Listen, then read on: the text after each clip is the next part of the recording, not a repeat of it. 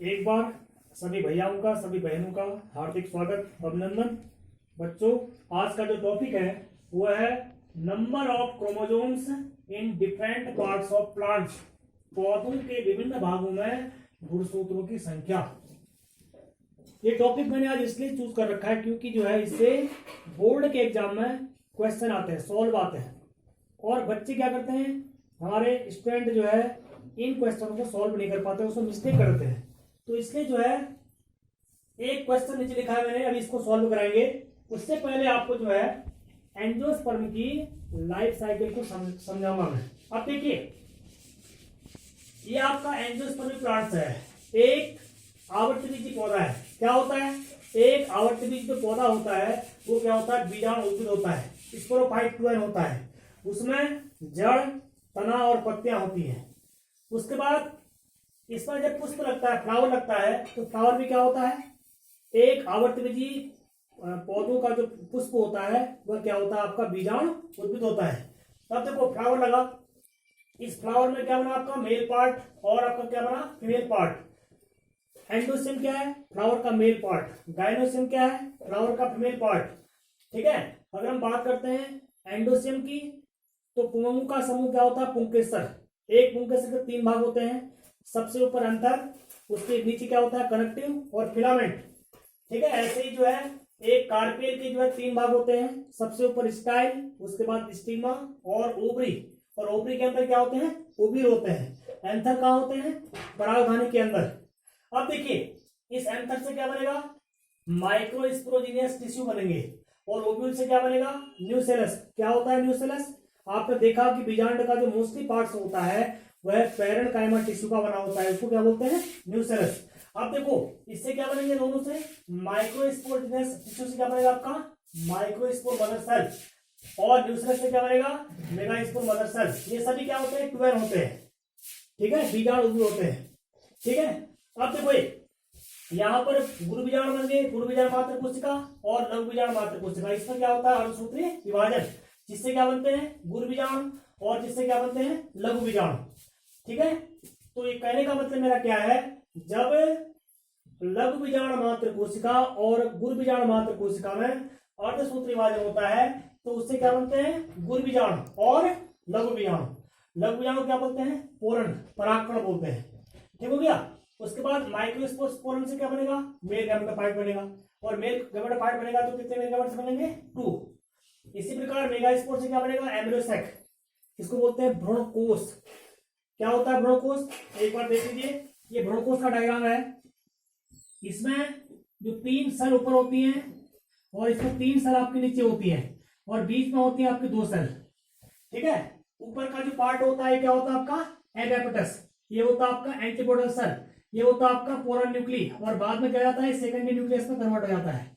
तो कहने का मतलब मेरा क्या है, एक आवर्तबीजी पौधों का जो भ्रूणकोश होता है वह 8 केंद्रकीय और 7 न्यूक्लियस होता है। ठीक हो गया। अब देखिए, एम्ब्रियोसेक से क्या बना? Female gametophyte. फीमेल गैमेटोफाइट से क्या बने? Female gametes. यहाँ पर देखो 2 चिन्ह है।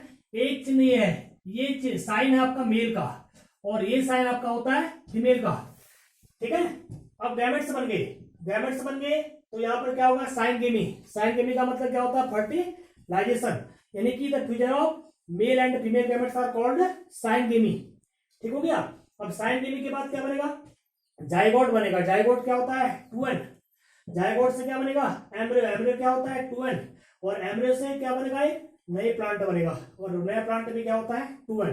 कहने का मतलब मेरा क्या है, इस लाइफ साइकिल में जो लाइन आप देख रहे हैं, इस लाइन के ऊपर जितने पार्ट्स हैं ये सब 2n होते हैं, और नीचे क्या होते हैं? n होते हैं। अर्थात गैमेटोफाइट क्या होता है? n। इसको बोलते हैं युग्मकोद्भिद। और स्पोरोफाइट क्या होता है? 2n। इसको बोलते हैं बीजाणु उद्भिद। ठीक हो गया। अब एक चार्ट बाएं साइड देखिए, ये कौन कौन से ऐसे पौधे के भाग हैं जो n होते हैं और 2n होते हैं। अब देखिए, ये आपका गैमेटोफाइट है। इसमें आपका माइक्रोस्पोर n होता है, tube cell n, male gametes n, megaspore n, embryo sac n, egg apparatus n, antipodal cells n, egg cell n, polar nuclei n।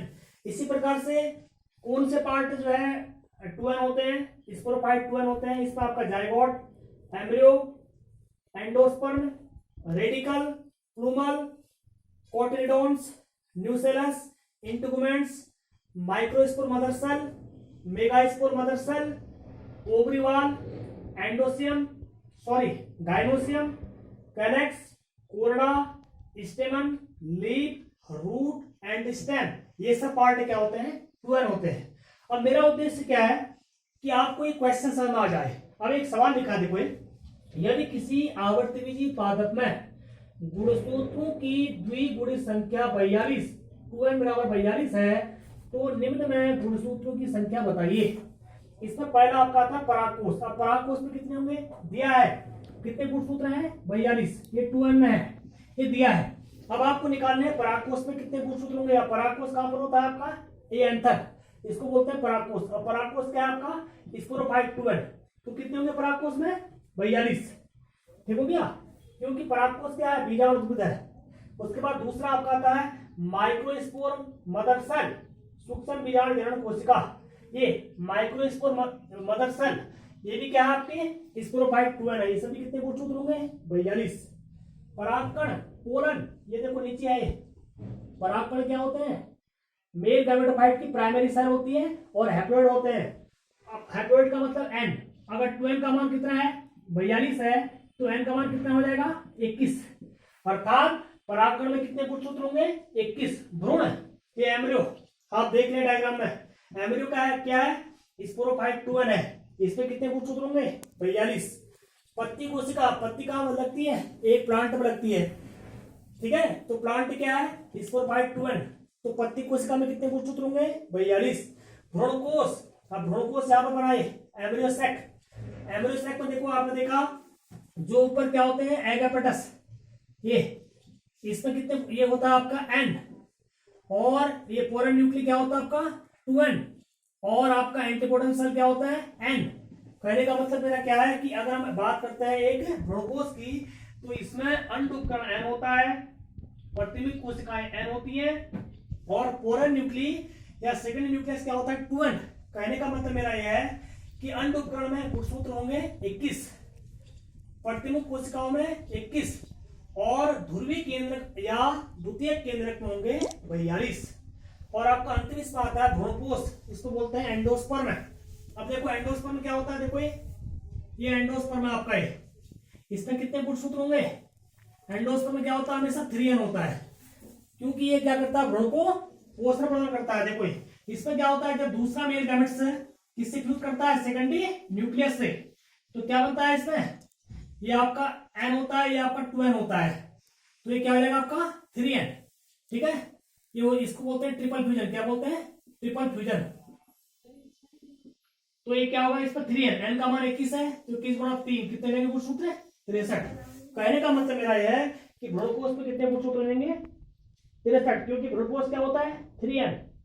अब देखो एक बार और देख लीजिए, जब किसी आवर्तबीजी पादप में गुणसूत्र की द्विगुणित संख्या 42, 2n का मान 42 है, तो निम्न में गुणसूत्र की संख्या बताइए। परागकोश क्या होता है, परागकोश 2n 42, माइक्रोस्पोर मदर सेल क्या होता है 2n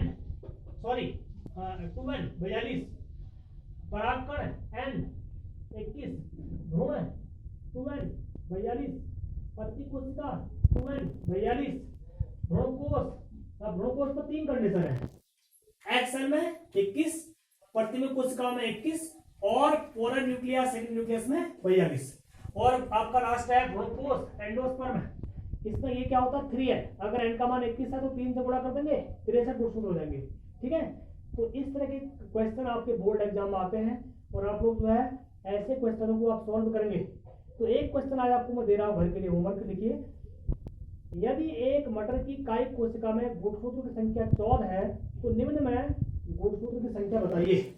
नंबर 1 आपको बताना है लघु बीजाणु मात्र कोशिका, दूसरा युग्मनज, तीसरा पोलन, चौथा एम्ब्रियोसक, पांचवा एंडोस्पर्म, छठा कोटिलिडोन्स, सातवां आपका आएगा न्यूसेलस, और आठवां इंटीगुमेंट्स, नवां एग एपेटस, और लास्ट 10वां है एंटीकोडन सेल।